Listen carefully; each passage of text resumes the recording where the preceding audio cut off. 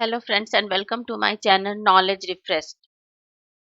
आज हम महात्मा गांधी द्वारा शुरू किए गए विभिन्न आंदोलनों की सीरीज में खेरा आंदोलन पर डिटेल में डिस्कशन करेंगे। जैसा कि आप में से बहुत लोगों को पता है कि जब महात्मा गांधी 9 जनवरी 1915 को दक्षिण अफ्रीका से भारत वापस लौटे, उसके बाद उन्होंने विभिन्न आंदोलन का नेतृत्व भारत में किया, जिसमें चंपारण आंदोलन, खेरा आंदोलन, खिलाफत आंदोलन, असहयोग आंदोलन, सविनय अवज्ञा आंदोलन और भारत छोड़ो आंदोलन प्रमुख है।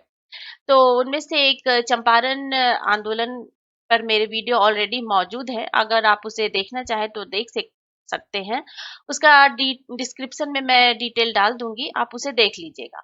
आज हम डिस्कशन करने वाले हैं खेरा सत्याग्रह पर, जो 1917 से 18 के बीच में गुजरात के खेरा जिले में किया गया था। सबसे पहले हम खेरा के लोकेशन को देख लेते हैं। खेरा गुजरात में एक छोटा सा जिला है जो अहमदाबाद के नजदीक है, लेकिन 1917-18 में ये बम्बई प्रेसिडेंसी के अंडर आता था। और खेरा सत्याग्रह 1917-18 में यहाँ के पाटीदार किसानों के द्वारा किया गया था। पाटीदार किसानों के बारे में भी मैं आपको थोड़ा सा बता देती हूँ कि जो पाटीदार किसान थे पाटीदार पाटीदार ये दो तरह के थे, बड़े पाटीदार और एक थे छोटे पाटीदार। तो जो बड़े पाटीदार किसान थे उनके पास जमीनें ज्यादा होती थी और ये शिक्षित भी होते थे, इनके शिक्षा का स्तर अच्छा था, जिसके कारण इन्हें नौकरी बड़ौदा रियासत में आसानी से मिल जाया करती थी। यानी कि ये जमीन पर उतना डिपेंडेंट नहीं थे, क्योंकि इनके पास ऑलरेडी ज्यादा जमीनें थी, शिक्षा का स्तर ज्यादा होने के कारण इन्हें नौकरी भी मिल जाया करती थी। वहीं अगर हम छोटे पाटीदार किसानों की बात करें तो इनके पास जमीन कम हुआ करती थी, शिक्षा का स्तर भी इनका कम हुआ करता था, जिसके वजह से ये खेती के अलावा कुछ और नहीं कर पाते थे। यानी ये नौकरी वगैरह नहीं किया करते थे और इनकी डिपेंडेंसी पूरी तरह से कृषि पर थी, यानी कि खेती पर थी। फसलों में ये दो तरह की फसल मुख्य रूप से उपजाते थे। एक तो कपास की ये खेती करते थे और दूसरा तंबाकू की खेती ये किया करते थे। तो जो खेरा का जो आंदोलन था वो इन्हीं छोटे पाटीदार किसानों के द्वारा किया गया था। 1899 से ही खेरा जिले में विभिन्न तरह के अकाल पर रहे थे, जिसे कि छपनिया अकाल भी कहा जाता है। क्या कहा जाता है? छपनिया अकाल भी कहा जाता है। एक तो 1899 से ही गुजरात विभिन्न तरह की अकाल से पीड़ित था। वहीं 1917-18 में सूखा पड़ गया, जिसके कारण फसल की पैदावार उस साल बहुत कम हुई थी। फसल की पैदावार जो कुल उत्पादन है उससे 25% से भी कम हुई थी, यानी कुल फसल की उत्पादन की 1/4 से भी कम वहां पे फसल का उत्पादन हुआ था। साथ ही गुजरात में 1917-18 में विभिन्न तरह की महामारी भी फैली हुई थी, जिसमें प्लेग जैसी महामारी भी थी। आप प्लेग की महामारी की विभत्स रूप का अंदाजा इसी से लगा सकते हैं कि 17,000 लोगों की मृत्यु प्लेग के कारण हो गई थी गुजरात में। तो ये सारे कंडीशंस थे।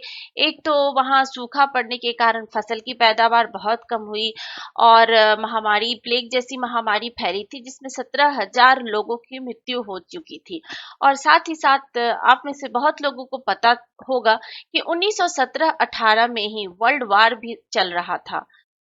फर्स्ट वर्ल्ड वॉर भी चल रहा था, जिसके कारण कपड़े, मिट्टी के तेल, नमक और लोहे के सामान, इन सब की जो प्राइस थी वो काफी बढ़ गए थे। फसल की पैदावार का कम होना, प्लेग जैसी महामारी, उस पर से डेली यूज के ये सारे सामान की कीमतों में बढ़ जाना, ये सारी कंडीशन से किसान गुजर रहे थे।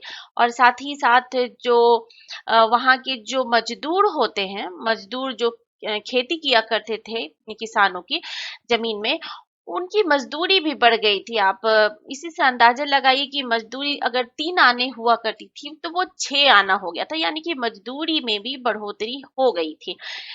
तो किसान इन सब परेशानियों से त्रस्त थे। इसी बीच ब्रिटिश गवर्नमेंट ने एक सर्वे कराया और सर्वे कराने के बाद सरकार ने ये डिसीजन लिया कि जो टोटल माल गुजारी उसमें बढ़ोतरी की जाएगी और 23% माल गुजारी में वृद्धि कर दी गई, यानी कि अब तक जो टैक्स देना पड़ता था किसानों को उसमें 23% की और अधिक वृद्धि सरकार के द्वारा कर दी गई। और किसान ऑलरेडी इन सारी समस्याओं से, मैंने जो बताया आपको, सूखा, अकाल, प्लेग, ये सारी चीजों से गुजर रहे थे और उसके ऊपर से सरकार के द्वारा माल गुजारी में 23% की वृद्धि भी कर दी गई।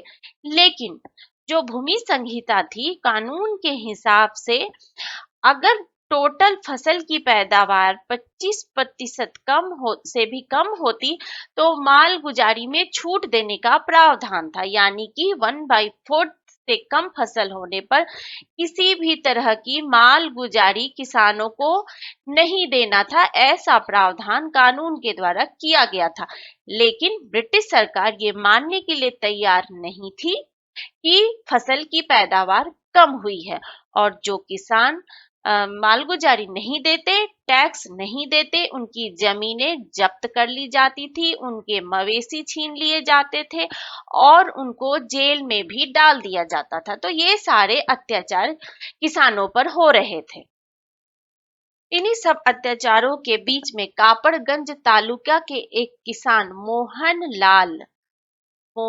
लाल पांड्या ने लोगों के बीच जागरूकता फैलाने का काम किया। उन्होंने लोगों को बताया कि अगर टोटल फसल 25% से कम हो तो हमें किसी भी तरह की माल गुजारी देने की जरूरत नहीं है और लोगों में जागरूकता फैलाई। और मोहनलाल पांड्या ने एक पत्र लिखा गुजरात सभा को। उस समय गुजरात सभा के अध्यक्ष गांधी जी थे, महात्मा गांधी उस समय गुजरात सभा के अध्यक्ष थे, जिन्हें पत्र मोहनलाल पांड्या ने लिखा।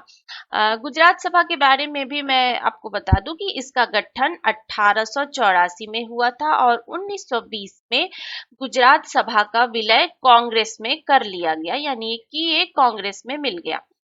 तो गांधी जी को उन्होंने पत्र लिखा और किसानों की स्थिति के बारे में बताया और गांधी जी उस समय अहमदाबाद में बिजी थे।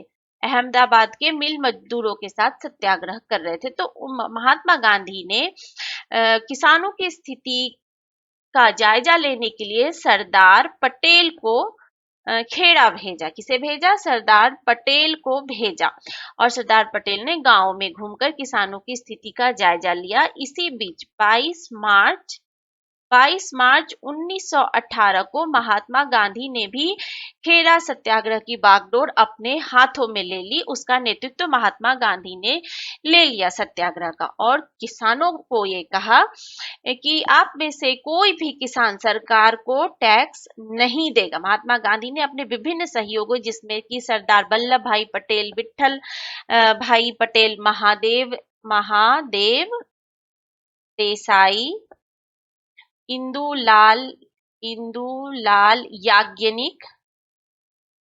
याज्ञनिक और गणेश मावलंकर इनके साथ घूम कर किसानों की स्थिति का जायजा लिया और पाया कि किसानों की मांग जायज है और किसानों को टैक्स नहीं देने के लिए कहा। इसी बीच सरकार ने भी सर्वे किया और पाया कि किसानों की मांग जायज थी और सरकार ने भी कहा कि जो देने में सक्षम किसान है उनसे ही टैक्स लिया जाए और जो नहीं दे सकते उनसे ना लिया जाए। महात्मा गांधी भी यही चाहते थे और अंततः किसानों की जीत हुई और सरकार ने मालगुजारी पे छूट दे दी। तो इस तरह हम देखते हैं कि खेड़ा सत्याग्रह सफल हुआ। आई होप आपको ये वीडियो पसंद आया होगा। Thanks so much for watching.